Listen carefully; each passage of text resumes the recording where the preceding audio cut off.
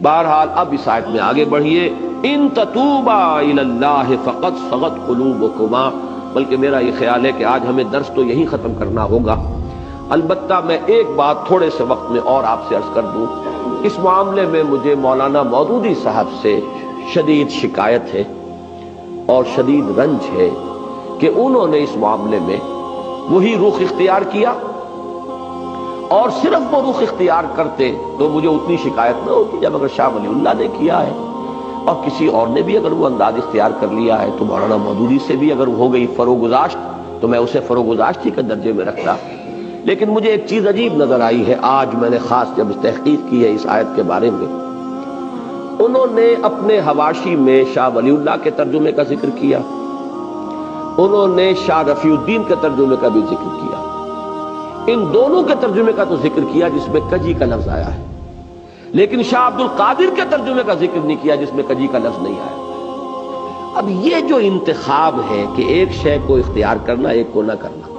حالانکہ شاہ ولی اللہ دہلوی رحمۃ اللہ علیہ کے یہ دو صاحبزادے جو ہیں شاہ عبد القادر، شاہ رفیع الدین،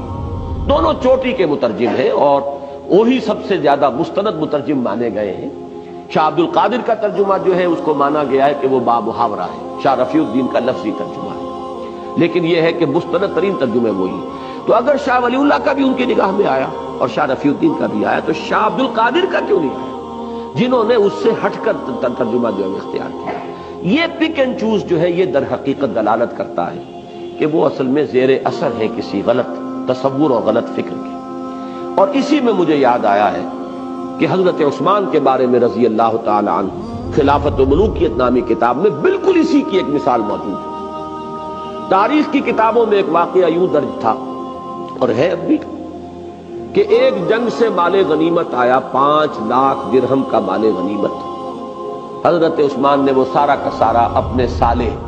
مروان ابن حکم کو بخش دیا، بس یہ واقعہ ہبہ کر دیا۔ اب صرف اس واقعے کو درج کرنے کا مطلب کیا ہے؟ حضرت عثمان نے خیانت کی، وہ مال غنیمت ان کی جاگیر تو نہیں تھا، وہ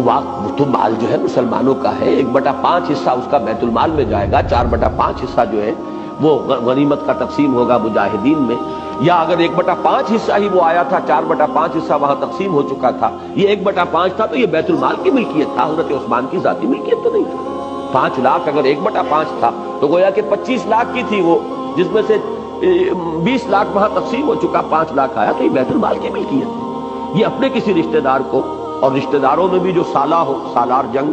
جو ویسے بھی ایک بدنام رشتہ ہے دنیا میں، آج بھی اس کے ساتھ جو ہے طرح طرح کی نسبتیں ہیں، اس کو بخش دیا تو معلوم ہوا کہ وہ تو گویا کہ اس روایت ہی کو سامنے رکھا جائے تو وہ تو ایک عام انسان کی سطح پر آ گئے، عام دنیا دار انسان ہے۔ کون؟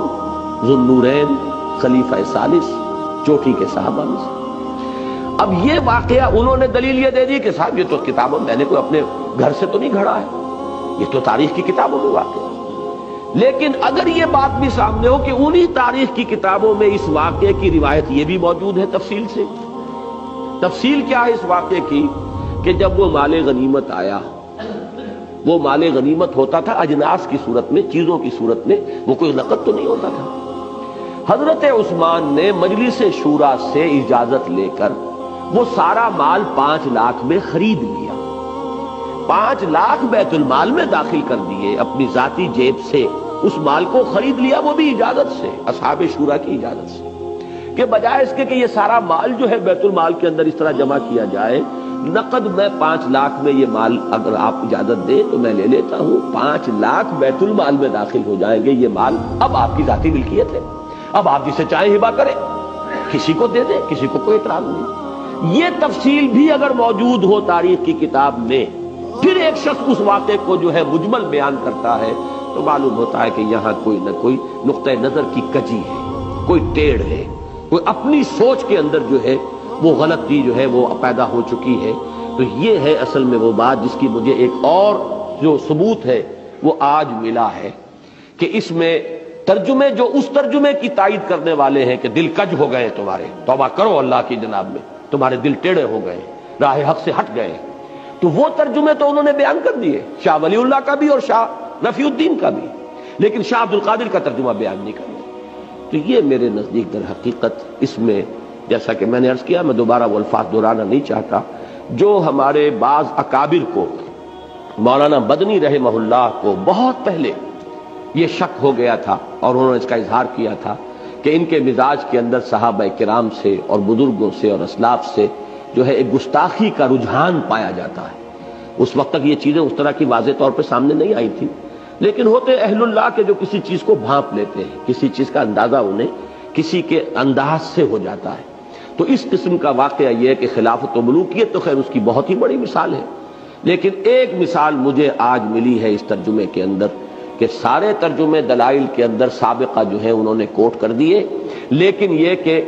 شاہ عبد القادر موضح القرآن، یوں سمجھیے کہ اردو زبان کی پہلی تفسیر، پہلے تفسیری حواشی شاہ عبد القادر رحمہ اللہ، ان کا ترجمہ جو ہے وہاں پر نقل نہیں کیا ہے۔ یہ اومیشن نہیں ہو سکتی، یہ اتفاقیہ نہیں ہو سکتا، اس کے اندر ان کا اپنا ایک چوائس ہے، پک اینڈ چوز والا معاملہ ہے، اور وہی چیز ہے جو میرے نزدیک یہاں نہایت تکلیف دہ ہے۔ تو بس آج اس پر ہم اپنا درس ختم کر رہے ہیں۔ ان تتوبا الیہ فقد صغت قلوبکما، اگر تم دونوں اللہ کی جناب میں بصراحت اپنی خطا کا اعتراف کرتے ہوئے توبہ کرو تو یہی تمہارے شایان شان ہے، اور تمہارے دل تو اس طرف مائل ہو ہی چکے ہیں۔ بارک اللہ لی ولکم فی القرآن العظیم ونفعنی وإیاکم بالآیات والذکر الحکیم۔